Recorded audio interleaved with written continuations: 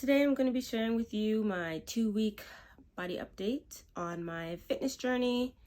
Currently I am cutting. I'm always cutting. I'm not going to call it a diet in the traditional sense. Yeah, I'm dieting, but I'm trying to reduce my body fat, increase my muscle. So working on body recomposition. I started 2 weeks ago and today makes day 14. So I actually had only planned to do monthly updates, but I feel like I've noticed a little bit of a change in my body here at week 2, so that's why I'm doing an intermediate update today. I'll be using my beautiful new iPad to help me on this journey through this video, so that is what I'm looking at when I look down. But first I want to talk about changes I've noticed in my body.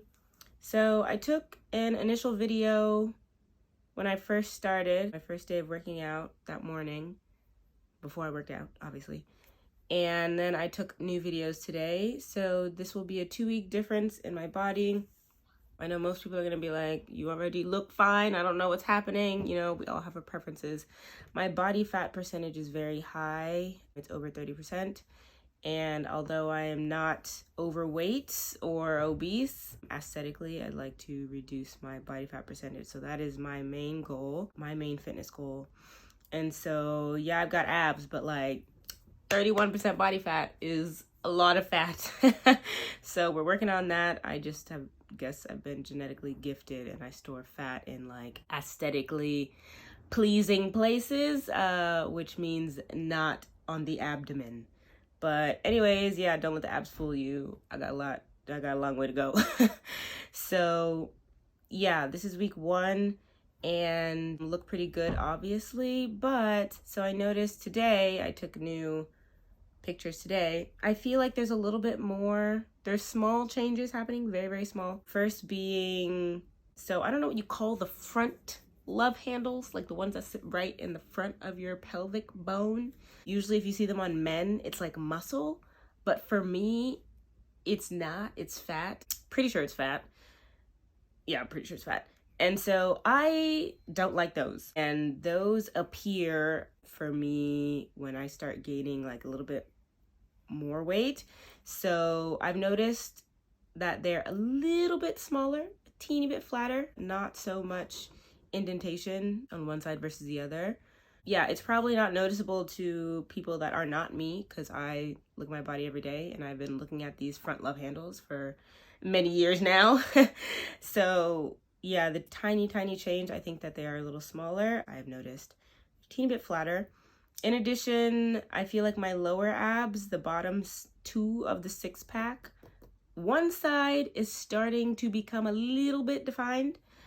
I guess my body is uneven when it comes to muscle tone.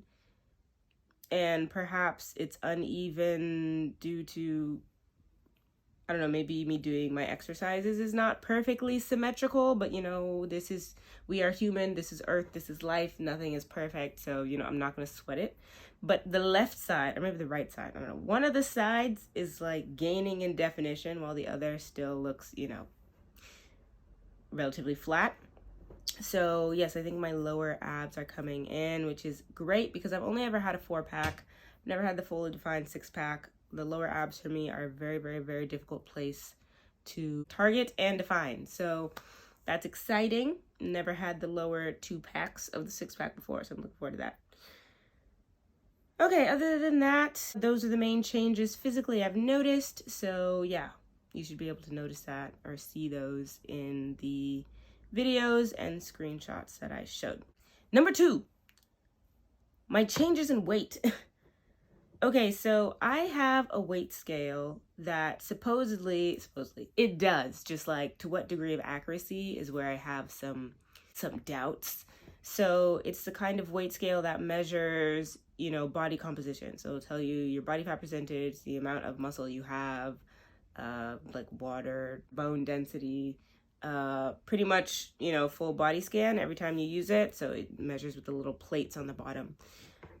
Obviously, it's not as accurate as a DEXA scan. Ideally, I wanted to get a DEXA scan at the very beginning of this journey, but here in Japan, they're not as easy to access. I mean, they might be, but I don't know the system here, and I don't read Japanese very well. I don't have you know, fitness buddies who can just tell me, oh, this is the gym you go to get the DEXA scan, or go to this hospital. Like it's a lot. So I wasn't able to find a DEXA scanner before I started my journey, but fingers crossed I may be able to get a scan done next weekend. So yeah, my starting measurements will be at week 3. And that's just how it's gonna be. Once again, nothing's perfect, but we move on. We do our best.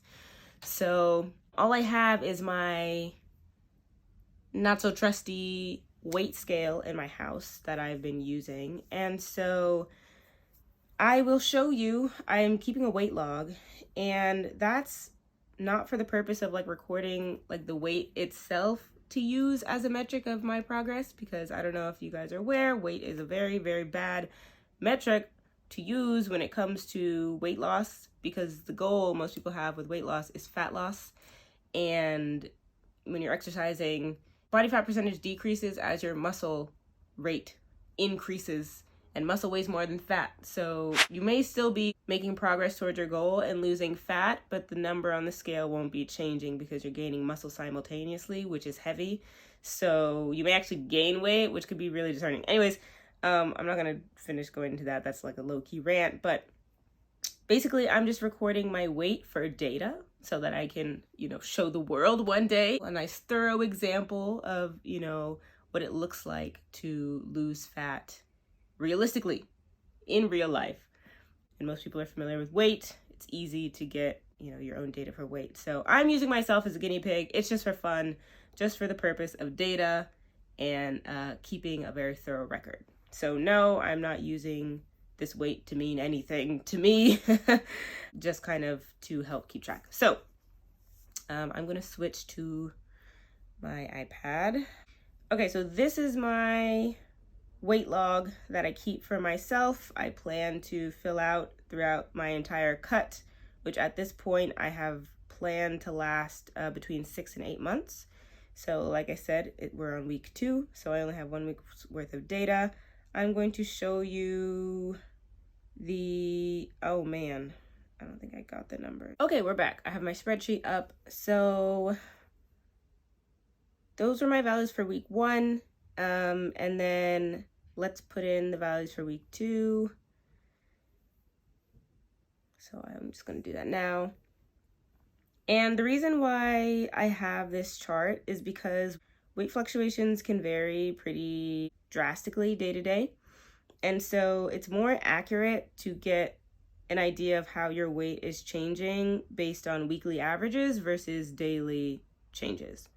So I have this chart for the purpose of calculating my weekly averages so that I can compare my weight week to week instead of day to day. So only 2 weeks isn't good enough data. Like a whole month is a really good, that's, I'd say, about the smallest unit of time you'd want, like 4 good different averages to be able to see the trend in your weight, you know, whether you're going up or down. 2 weeks isn't great. Once again, a lot of changes are happening during body recomp, and weight, this is why weight is not a good metric for measuring your progress of fat loss. But like I said, this is for the purpose of keeping thorough data. I'm going to show everything. I'm not worried. I know how this is going to work. So yeah, I'm very confident. If you look at my weekly averages, so last week my weight average was 146.8 pounds, and this week my average is 147 pounds.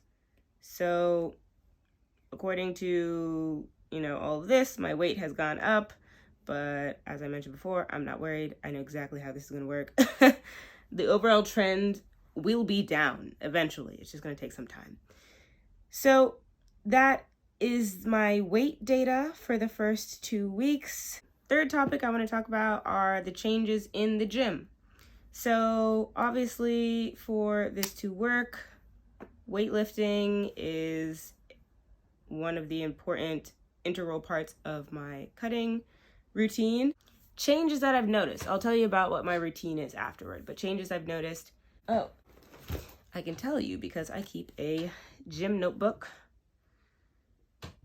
as every serious gym goer, fat loss enthusiast should do. You got to keep a record of the gains, my friend. So in case there's any losses, you need to know what's going on. So this is my gym notebook, just an example.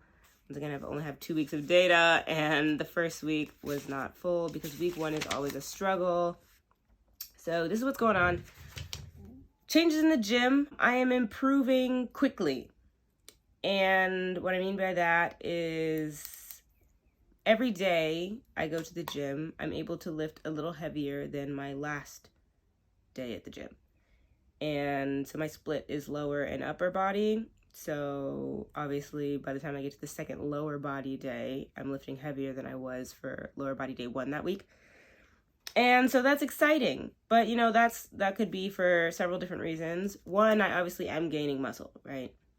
If you do everything right, you're going to be gaining muscle. You can also see that my weight, judging on my weight data, my weight isn't decreasing, which means that, you know, I'm gaining muscle because I'm in a calorie deficit every day. So I'm losing fat for sure. So if my weight is staying the same, that's because I'm gaining muscle. And, you know, that's just further proved or strengthened by the idea that each time I go into the gym, I'm a little stronger than I was before. Reason 2 can also be because, you know, it takes my body, this is just me, you know, stipulating, I don't really know, but I'm sure it's a thing. It takes a while to get readjusted to what I was lifting before, right? So last time I tried this routine was almost like 2 years ago now, almost 2 years ago. It was 2 years ago, 2021. And obviously I was really strong by the end of that 8 months of working out continuously. I was really strong. 2 years later, I stepped back in the gym and I can only lift about half as heavy as I was able to when I left before. So, you know, there's a learning curve for your body to get readjusted to lifting weights, muscle activation, you know, being able to truly lift what you're actually capable of. This is how I feel. The first week was me just kind of getting readjusted. Like I was lifting really low, really light weights, but then I would increase, you know, the weight within the same exercise that day. So I'd do a next set and then lift the weight and then do another set and raise the weight and do another set and raise the weight. And then when I got to a weight that was really heavy, then I would do my 3 sets at that weight. So that was happening on the same day, which is very abnormal. That's not how I work out. But during this adjusting period, my body needs to get reused to the idea that it can lift heavy things. And so I need to go slowly to make sure that I actually find a good weight for me and that I don't injure myself. So that's happening a lot these first 2 weeks. And so it's going to take a while for me to find the actual, you know, right weight for me to actually reach hypertrophy. So that's what's going on. Because of that, yes, I've been gaining strength. My weight, the increases in my weight have been happening very quickly for how heavy I'm lifting. But that's because I'm still working toward that correct hypertrophy amount, I think, as well as gaining, you know, muscle from before. Reason 3 is I actually am gaining muscle quickly. And that's because I heard about this thing where apparently you have a sort of muscle memory for strength. And so the first time you ever put on muscle is really slow and gradual. But the second time, you know, after you stop working out for a while, so you become detrained, and then if you were to start training again, your body puts on that muscle like a lot quicker than it happened the first time. So because I've been detrained for over a period of 2 years, but I've trained in the past, that muscle memory is kicking in. And so I am gaining muscle quicker than I would have if I were a newbie or than I did the first time. So for those 3 reasons, that is what I think is happening in these first 2 weeks. So that's exciting. Great. Number 4, my actual gym routine. So I work out 4 times every week. Like I said, I have a split of upper body and lower body. And so Monday, Wednesdays, ideally, in an ideal world, Monday, Wednesdays, I train lower body, and then Tuesday, Thursdays, I train upper body. And I have that extra day Friday in case something happens in the middle of the week and I end up needing to push, you know, my schedule back for some reason. So as far as the actual exercises, lower body day, I do hip thrusts and deadlifts. Then I do the abductor hip abductors and hip adductors on the machine. And then I do planks to train my abs. On arm day, I train my pull-ups by doing pull-up progressions. And then next I train my push-ups by doing push-up progressions. Then I do bench dips, dumbbell rows, and lat pull-downs. Before, I used to also have, 2 years ago when I used to train, I used to have several more abdominal exercises. But right now I'm dealing with like a hip thing that is really sensitive to certain like hinging movements. So I don't have very many ab exercises right now, but I am planning to add more. So that is what my current gym routine looks like. I do that reliably 4 times a week because that is what is required to get me to my goals. Last thing I want to talk about is my diet. I'm just going to give you the rough rundown. What works for me? What I have found works for me. I've been doing fitness, learning, nutrition, training, all the things, doing my best for a very long time now. So it's all the cumulative experience of all those years is what has led me to my current routine. And it works for me. I'm going to stick to it, and I'm absolutely positive that is going to get me to my goal this time. I have not a single doubt in my mind, unless like I become deathly ill or like, you know, God forbid, like war breaks out or something. Like, as long as I'm in control of what's happening, I'm going to reach my goal this time. So I'm not concerned. But let me tell you what's going on. So how I've structured my diet. I have picked 3 meals. 1 breakfast meal, 1 lunch, 1 dinner. And I crafted these meals around foods that I actually love and I enjoy eating. So I don't think it's going to be helpful to actually share the foods with you because I personally love Japanese food. And so the foods that I made are Japanese dishes that I just altered to fit my macros and my lackadaisical lifestyle. Can't be cooking every day. Needs to be able to batch prep. I picked these 3 meals that I liked and I just altered them to fit me and my goals. And so these 3 meals I eat every single day. Every day. Take the confusion, all the variability out of what macros are happening that day. How many calories I'm eating that day. Do I got to input a new recipe? I got to scan this barcode. Like, there's a lot happening. And the goal I have found to like success for this fitness goal is simplicity.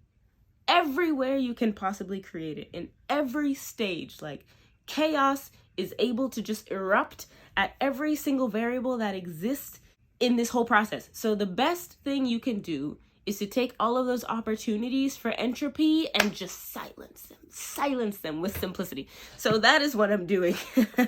I have no problem eating the same thing every day for a month straight. I mean, I haven't tried it. This is going to be the first month. We're going to see. Maybe in 2 more weeks, I'll tell you I'll never have miso soup again. But, you know, it's going to take some trial and error, and I'm willing to risk it. So I don't have a problem eating the same thing every day if I love it. Like, I love these foods. Like I said, it's important to pick something that you actually really enjoy. So it's not going to feel like a drag having to eat this every day. It's like, no, I wake up and I get to eat this. Again, I'm happy. I have no problems. Anyways, so that is my plan. I have the 3 meals that I like and I eat them every single day. I made meals that are going to meet my macro goals. So for my specific, what I have going on this month for March, my macros based on those meals is about 110 grams of protein. And this is not macros. I don't know why I said that. Only protein is the macros. And then the calorie goal is to stay under 1550. So just going to give this a very quick rundown because this isn't going to be like a whole like tutorial explanation video. But how I determine my protein is, for me, my goal is to be over 100 grams every day.